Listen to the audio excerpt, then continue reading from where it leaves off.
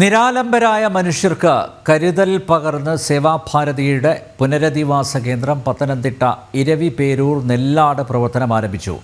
കിടപ്പ് രോഗികൾക്കും ഭിന്നശേഷിക്കാർക്കും പുനരധിവാസം ഉറപ്പാക്കുന്ന സാന്ത്വന സ്പർശം റീഹാബിലിറ്റേഷൻ സെൻറ്റർ നാടിന് സമർപ്പിക്കപ്പെട്ടതോടെ ഗ്രാമീണ മേഖലയിലെ നിരവധി മനുഷ്യർക്ക് ആശ്വാസമാകും.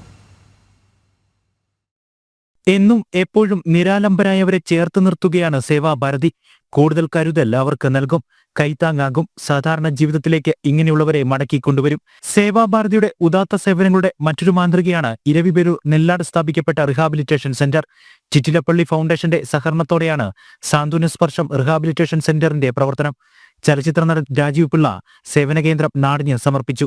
വിദഗ്ധരായ ഡോക്ടർമാരുടെ സേവനം, orthopaedics rehabilitation, speech therapy, behavioural therapy, stroke rehabilitation, paediatric physiotherapy തുടങ്ങിയ സേവനങ്ങൾ റിഹാബിലിറ്റേഷൻ സെന്ററിൽ ലഭ്യമാണ്. പത്തനംതിട്ട ജില്ലയിൽ കോന്നിക്ക് പുറമെ സ്ഥാപിതമായ രണ്ടാമത് സേവന കേന്ദ്രമാണിത്. സേവാഭാരതി സംസ്ഥാന ഉപാധ്യക്ഷൻ ബി രാജീവ്, ജില്ലാധ്യക്ഷൻ ഡി അശോക് കുമാർ, ഓർത്തഡോക്സ് സഭാ സെക്രട്ടറി ബിജു ഉമ്മൻ തുടങ്ങിയവർ ചടങ്ങിൽ പങ്കെടുത്തു. ജനം, പത്തനംതിട്ട.